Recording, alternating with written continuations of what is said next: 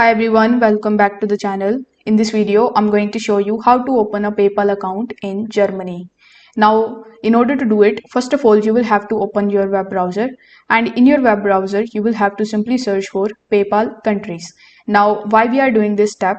We are doing it because we want to know whether PayPal is available in Germany or not. So once you search for it, you will see the first link. So you need to click on it and then you will be landed on this page. Now over here you will see all of the continents in which PayPal is providing its services. So since Germany is in Europe, you will have to go through Europe, and here as you can see Germany is available. Now click on it and you will be landed on the PayPal's home page that is working for Germany.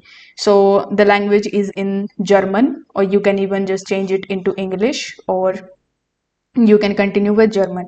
Now here you need to click on this register button in the top right hand corner of the screen, and then you will be landed on this page. Now it will ask whether you want to create a private account or a business account.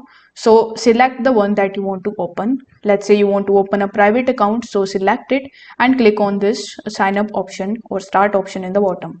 Once done, you will be landed on this page where make sure that your country is selected as Germany.